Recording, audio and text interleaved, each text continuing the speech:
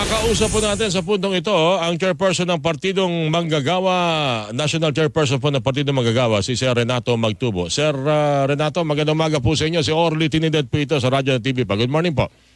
Good morning po, Ka-Orly at sa iyong tagapakinig. Magandang umaga po. Bakit ho parang ang reaction daw ng ating mga labor group ay hindi sapat yung 35 pesos? Marami naman daw mabibili yon, Sir Renato.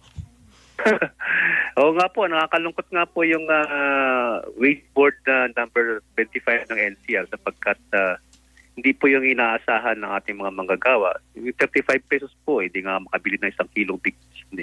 Diba? At nakakaya yung ganong uri ng order sapagkat for the past 35 years, parang hindi na nagbago ang kalakaran sa wage board. Barya-barya pa rin ang aumento. At pag kinumpara mo yan sa diskusyon sa Kongreso, yung Senado nagpasa na ng kanilang 100 pesos na dagdag sa sweldo. Sa Kamara naman ay pinag-uusapan yung 150 pataas.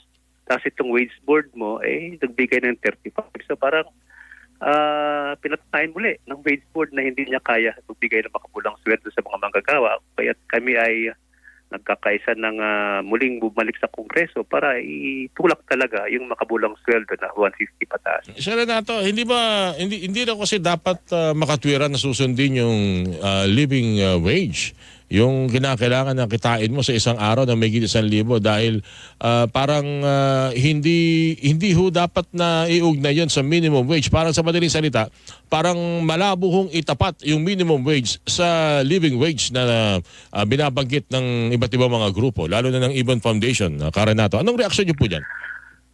Yun po kasi ang tinatadhana ng ating konstitusyon na garantiyahan ng ating Estado na magkaroon ng living wage yung mga manggagawa. Pero pag tinignan mo naman yung demand ng National Wage Coalition, no? At 50 pesos, hindi naman pa naman pang living wage yun eh. Daan tungo sa living wage pa yun.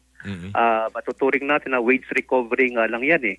Kasi kung 600 na sweldo ng mga manggagawa sa Metro Manila, minimum wage, ay kwentahin mo yung tunay na halaga base sa inflasyon ng Mayo, ay nabawasan ng 100 piso yan.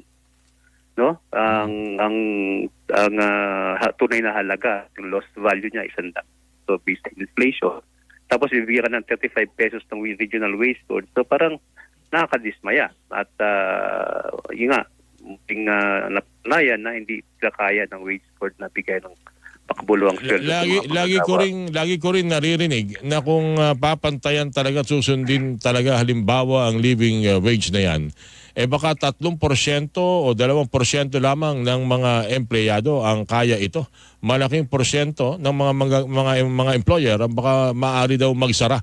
Anong tugon niyo doon, Sir Renato? Hindi yung kanong ng katuwiran ay na nasagot yan sa Senado, sa hearing sa Kamara, sa hearing ng wage board. Kasi ang aming halimbawa, simple lang. Noong 1989, nung tayo nagkaroon increase na 25 pesos state wage increase, ang sweldo noon ay 64 pesos. Dinagdagan mo ng 25, almost 40%. 40% na 40% wage increase yun. Wage increase yun. Tapos, ito ngayon, yung 150, ilang porsyento lang ng 610. Wala ba yatang 30%. Noong panahong 1989, wala naman nangyaring malawak pagsara, pagtanggal ng trabaho dahil sa 4% increase. Ang hinihingi nga lang ng mga manggagawa is almost 30% o 25% increase. Hindi totoo yun. Renato, nawawala-wala ka. Pakiulit nga, ang hinihingi ng mga manggagawa. Ang hinihingi ng mga manggagawa na 150, di ba, na dagdag sa sweldo sa 610 is almost 25% ng dagdag. Kumpara mo sa 40% ng 89 na wala naman nangyaring pagsara ng mga pabrika at pagkatanggal ng mga manggagawa. Alam naman natin, ang pag-tripartite wages and productivity board sa Renato, talagang bihirang lumampas ng 50 pesos yata. Ang inaaprobahan niya na dagdag sa arawang sahod, talagang napakabarat dahil siyempre, titimbagin ho yung pananaw ho, yung ng mga employer at maging ng mga empleyado. Ang binabanggit ninyo na 100 to 150 pesos na dagdag na arawang sahod, kumusta ho ito? At ano ho ang estado ho nito sa Kamara at sa Senado? Sa Senado, pasado na. 100. Sa Kamara naman ay Gusto nga 150 sa Kamara. nakatatlo ng hearing sa Labor Committee. Mm-mm. So ang hinihintay natin dyan is the report mula sa Committee of Labor, tapos diskusyon sa plenaryo. Dapat ito na yung itutulak ng mga manggagawa para magkaroon ng makabuluhang dagdag sa sweldo nila. Yung wage board, dapat reviewin na yan. No? After 35 years, ineffective siya. At dapat reviewin na yung mekanismong yan sapagkat pag pinag-aralan mo after 35 years, ang minimum wage na binibigay nila ay starvation wages pa rin. Mhm. May balita ba kung ngayong taong ito ay maaprobahan yung wage, yung ano yan, yung legislated wage increase na yan, Karenato?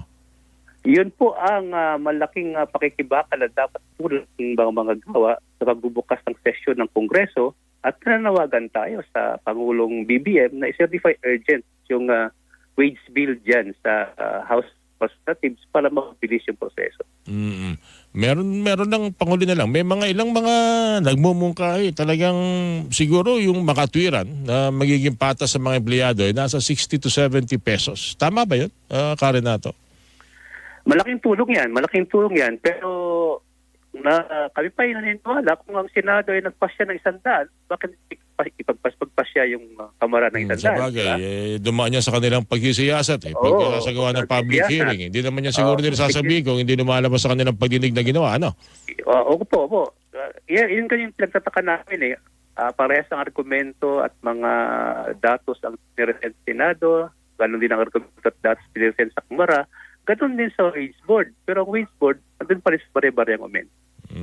Alright, anyway. Karenato, maraming salamat at ito'y patuloy ho nating ipa-follow up, lalo na ho yung usapin ng dagdag sahod na nasakmay ho natin mga mambabatas. Salamat po sa inyong binigyan ng pagkakataon, sir. Ingat po kayo palagi.